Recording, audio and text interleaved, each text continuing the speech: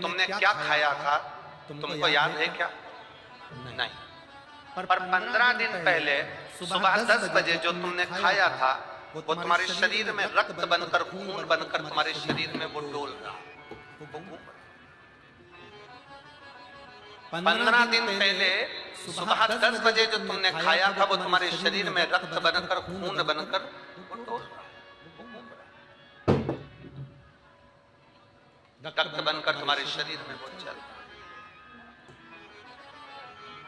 और वो आज तक चल रहा। आज तक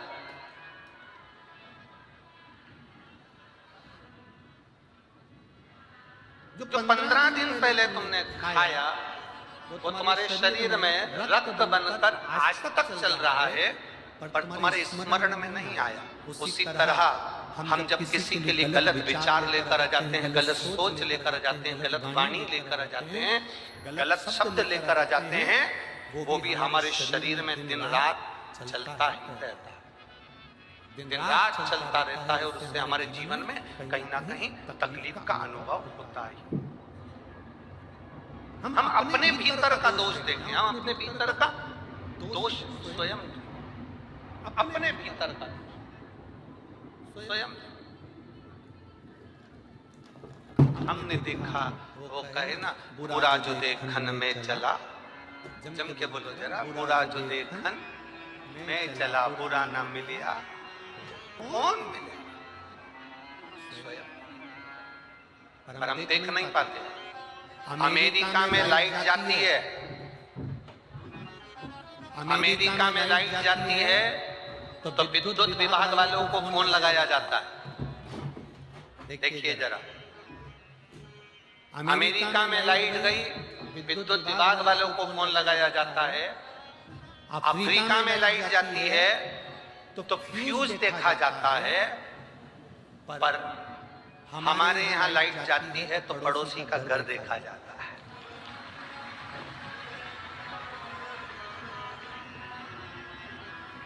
देखते कि नहीं देखते? ए छोरा, जल्दी देखते तो काकी क्या लाइट है कि नहीं।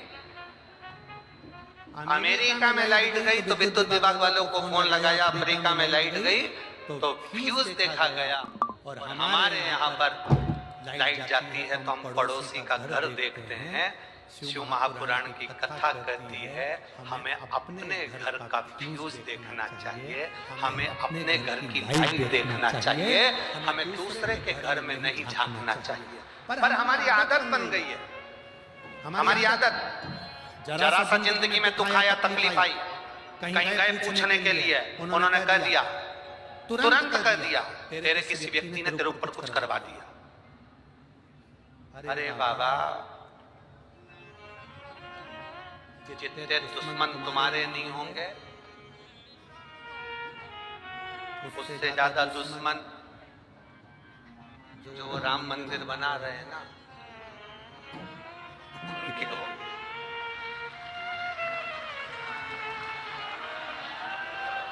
लोग कहते हैं हमारी दुकान पर किसी ने कुछ कर दिया, लोग कहते हैं हमारे ऊपर किसी ने कुछ कर दिया, लोग कहते हैं हमारे ऊपर, तुम्हारी कितने की दुकान, कितना कमाते हो जो लोग तुम्हारे ऊपर कर देते हैं। अगर करने वाले होंगे तो जो करोड़ों में कमा रहे होंगे उनके ऊपर कुछ करके बताएं। बहुत कठिन है कि कोई कुछ करेगा। आपकी मेहनत के आगे, आपकी लगन के आगे, आपके कर्म के आगे कोई कुछ नहीं कर सकता। आप आगे बढ़ सकते हो, वो दम, वो मेहनत वो तुम्हारे भीतर है, वो बल तुम्हारे अंदर है, वो तुम्हारे भीतर है। पार्वती जी शिव जी को बोली और शंकर भगवान ने उनको ज्ञान उपदेश दिया। बड़ा सुंदर उपदेश देने के बाद भगवान देवाधिदेव महादेव चंचुला देवी से कहकर बड़े भाव के साथ, आनंद के साथ, सुंदर आनंद में 12 ज्योतिर्लिंग का चरित्र स्मरण कराते हैं।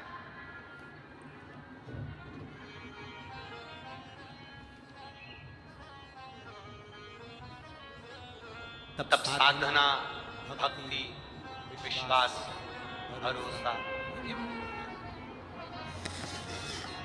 जिस हनुमानगढ़ी के इस पवित्र प्रांगण में ये शिव महापुराण की कथा चल रही है, इसी के नजदीक में सामने ही इंद्रशेष बाबा की तपोभूमि भी है, जहां गायत्री माता गौ माता के रूप में सदा विराजमान है। ऐसी तपोभूमि पर हम और आप शिव महापुराण की कथा का स्मरण कर रहे हैं। तुमरुका जी ने चंचुला देवी को 12 ज्योतिर्लिंग का स्मरण कराया। प्रथम सोमनाथ जी का वर्णन किया। चंद्रदेव को काया का रोग होता है, उस काया के रोग से मुक्ति के लिए शिव की आराधना करते हैं। काया के रोग से मुक्त देवताओं पर भी अगर तकलीफ आई है तो उन्होंने शंकर की भक्ति करी। राम जी लंका पर चढ़ाई करने से पहले शिव की भक्ति करते हैं। भगवान कृष्ण भी शिव की भक्ति करते हैं। शंकर की भक्ति बिना कोई देव नहीं रहा। फिर वर्णन आया श्री मल्लिकार्जुन जी का। षडानंद कार्तिक के रुष्ट होकर जाते हैं। भगवान देवादिदेव महादेव पार्वती जी के साथ उन्हें मना कर लिया। मल्लिकार्जुन के रूप में। फिर अगला वर्णन आया है ओमकारेश्वर महाकालेश्वर का। दूषण नाम के राक्षस के संहार के लिए भगवान देवादिदेव महादेव महाकाल बनकर प्रकट। फिर वर्णन ओमकारेश्वर बिंद नामक पर्वत के तप करने पर देवादिदेव महादेव विराजमान। केदारनाथ नर नारायण के तप से केदारेश्वर के रूप में विराजमान हुए। फिर वर्णन आया भीमाशंकर का। कुंभकर्ण की धर्म पत्नी करकटी के पुत्र भीम का संहार करा तो शिव जी का नाम भीमाशंकर हुआ। काशी विश्वनाथ मनु शत्रुपा के तप के बल पर भगवान विश्वनाथ विराजमान हुए। अगला वर्णन आया त्र्यंबकेश्वर। गौतम बाबा पर गौ हत्या का दोष लगा। उस दोष से मुक्त होने के लिए माता अहिल्या ने शिव भगवान ब्रह्मदेव भगवान नारायण की आराधना करी। ब्रह्मा विष्णु महेश 3 लिंग के रूप में महाविराजमान हुए। त्र्यंबक में वो आनंद पाए। अगला वर्णन श्री वैद्यनाथ जी। रावण भगवान शिव को लेकर जा रहे थे। शिवलिंग के भार को जानकर भूमि पर रख दिया, उसे उठा नहीं। बाबा वैद्यनाथ के रूप में विराजमान हो गए। फिर वर्णन आया है श्री नागेश्वर। दारुक नाम के राक्षस का संहार भगवान शिव ने करा और नागेश्वर के रूप में विराजमान हुए। फिर वर्णन आया है श्री रामेश्वरम। मेरे राम जी महाराज लंका पर चढ़ाई करने से पहले शिवलिंग की स्थापना करते हैं और शिव की पूजन कर लंका पर चढ़ाई करते हैं। वो रामेश्वर के रूप में विराजमान होंगे। अगला वर्णन है श्री कृष्णेश्वर। सुधर्म नाम के ब्राह्मण की 2 धर्म पत्नियां थी, सुदेहा और भूष्मा। भूष्मा का बेटा मर चुका था। लोग पूछे कि ऐसा होता है? यहाँ 12 ज्योतिर्लिंग में से एक ज्योतिर्लिंग है। भूष्मा का बेटा मर चुका था। 5 दिन हो गए थे। तालाब में उसका शव पड़ा हुआ था। कटा हुआ शव एक कपड़े में बंधा हुआ पड़ा था। भूष्मा ने पार्थिव शिवलिंग की पूजन कर विसर्जन करते हुए मन में सोचा, मेरे बेटे का मुझे दर्शन नहीं हुआ बाबा। मरा हुआ बेटा 5 दिन पहले जो मरा था वो जिंदा लौट कर वापिस आया। वो कृष्णेश्वर महावीर। कृष्णेश्वर हमने पहले भी कथा में कहा कि शिव महापुराण में आप जब देखते हैं, जो सोचते हैं वो मिलता है। कुंभज बाबा के आश्रम में, अगस्त ऋषि के आश्रम में शंकर और माता सती शिव महापुराण की कथा सुनने के लिए गए। सती ने मन में सोचा, मेरी शादी हुई, विवाह हुआ और मेरे पति मुझे यहाँ कथा सुनाने लिया है, इससे तो मेरा शरीर जलकर भस्म हो जाए तो अच्छा। गुस्से में आकर माता सती ने ये कथा चल रही थी, विचार कर लिया कि मेरा शरीर जल के भस्म हो जाए तो अच्छा। वो सती दक्ष प्रजापति की यज्ञशाला में जलकर भस्म।